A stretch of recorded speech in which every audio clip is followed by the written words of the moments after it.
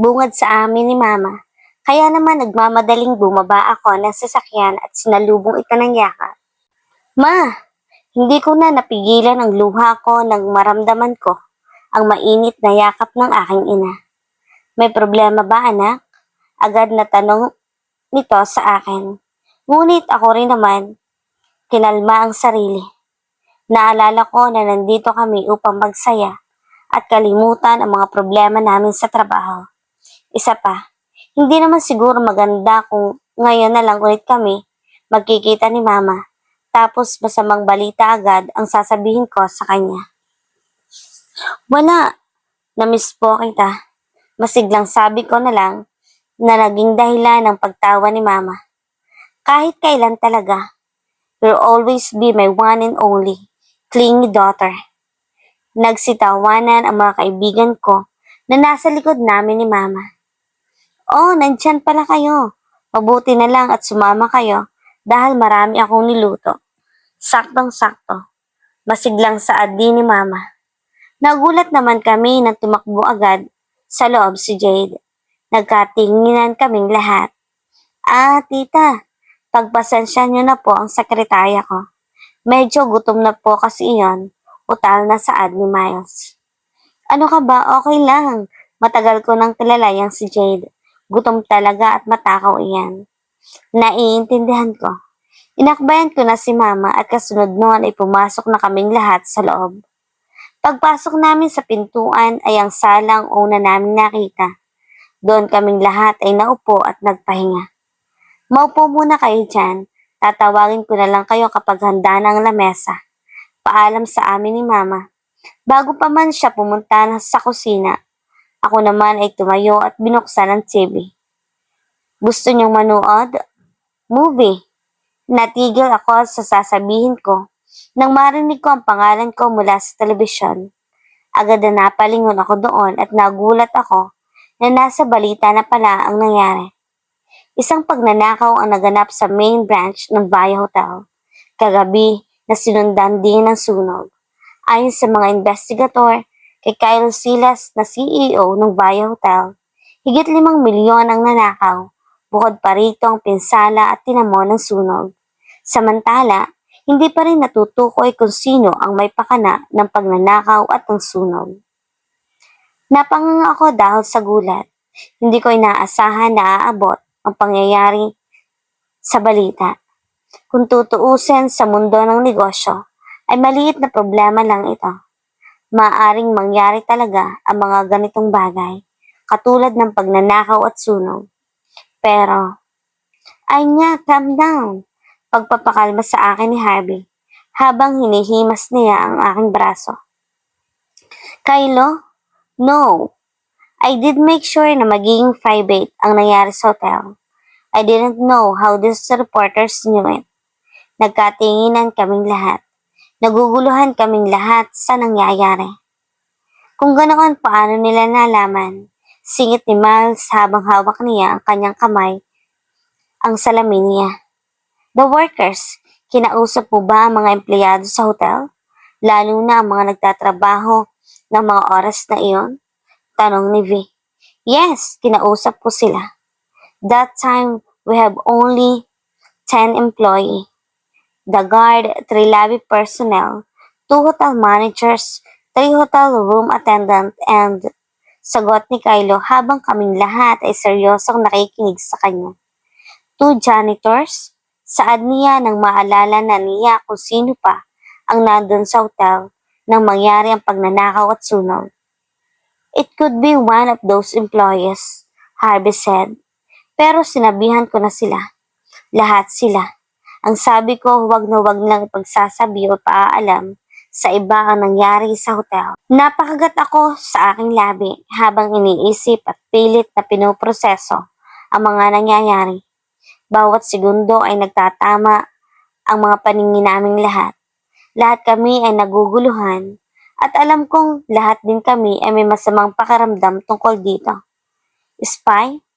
Lahat kami ay sabay-sabay na napalingon sa may tabi ng TV at doon namin nakita si Jade na may kinakain na hita ng manok. Ano? Sabay-sabay na sagot din namin. Spy? Ibig sabihin lang may spy sa mga empleyado.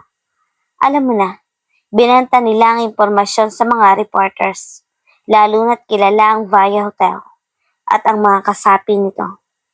Kinakailangan kong huminga ng malalim dahil sa sinabi ni Jade. Dahil tama siya. It is possible that there is a spy. Who would it be then? Tanong ni Miles. We don't know.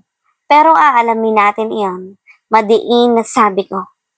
Nararamdaman ko na hindi talaga ito basta-basta na pagnanakaw lang at simpleng pangyayari. I feel like everything is planned, lalo pa na may spy.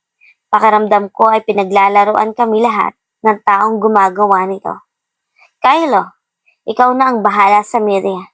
Patahimikin mo. Halata sa boses ko ang inis. Nice one, Jade, sabi ni V at nakipag-up here kay Jade. Kami naman ni Harvey ay nagkatinginan. Don't be worried. Malalaman na rin natin ang lahat once the investigation is done.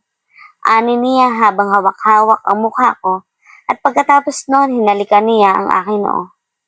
Hindi na pag-aalala ang nararamdaman ko, Harvey. Naiinis at nagagalit na ako sa kung sino ang may gumawa nito. Inis na sabi ko sa kanya dahilan upang mapalakas ang boses ko. Nagtinginan tuloy sa amin ang mga kaibigan namin. May problema ulit? Tanong ni Kylo. Problem? Nothing. Palusot ni Harvey sa kanilang lahat. Ako naman ay tumayo ng maayos at kinalma ang sarili ko. Kapag pinakita mo sa kanila na naapektuhan ka sa problema, maapektuhan din sila. Domino effect anya. Bulong sa akin ni Harvey.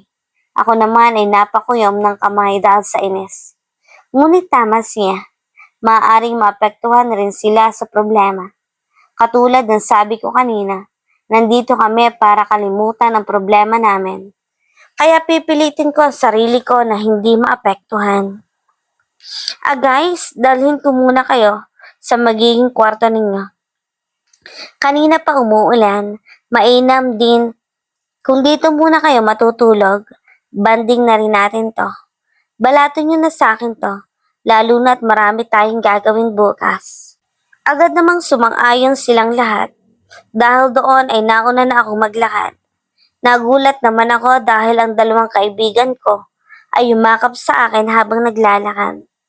Namiss namin to, sabay saad nilang dalawa sa akin. Umakbay ako sa kanilang dalawa at saka nagsalita. Namiss ko rin to, palagi na natin tong magagawa. Babalik ako. Bulong ko sa kanilang dalawa at kaming tatlo ang nauna sa pag-akyat sa hagdan. Nang makarating na kaming lahat sa ikatlong palapag ng bahay ni Mama, doon ko sila dinala sa mga magiging kwarto nila. Guys, 3 lang palang kwarto dito. Saad ko at binuksan ang mga pinto sa kwarto. Tumingin ako sa kanila at ilang minutong nanaig ang katahimikan sa aming lahat. Guys, muling saad ko dahil walang nagsalita sa kanilang lahat. Maya-maya pa ay biglang humahakbang sina Kylo at V, dala-dala ang mga gamit nila. I'll take the first room, V said.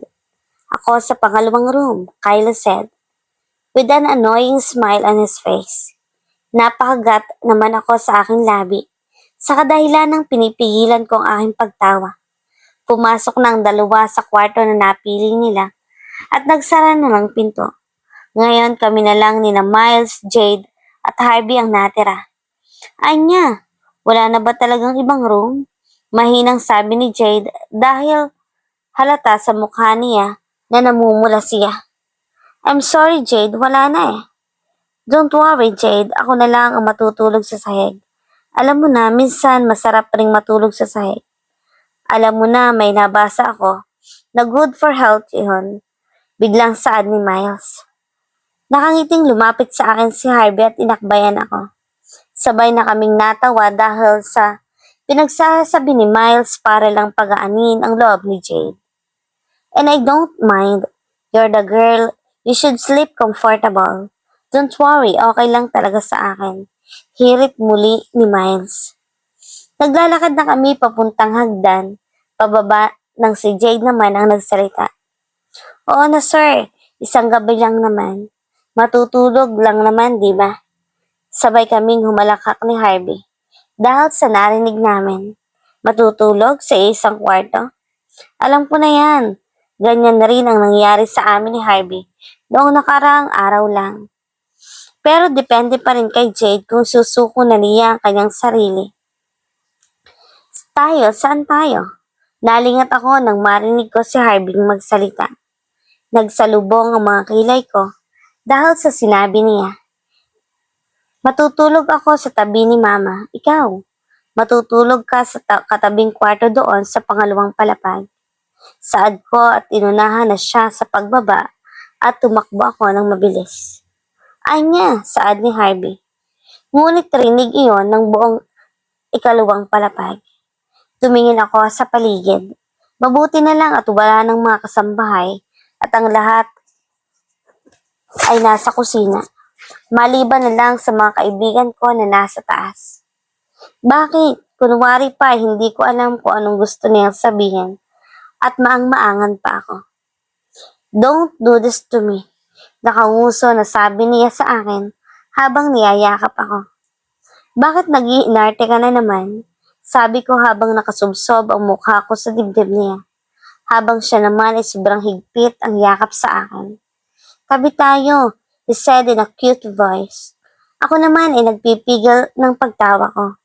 Tumalikod ako at naglakad ngunit hinabol niya akong muli at sa pagkakataong iyon ay yakap-yakap na niya akong patalikod. Bawal, maikling sagot ko at nagsimulang maglakad.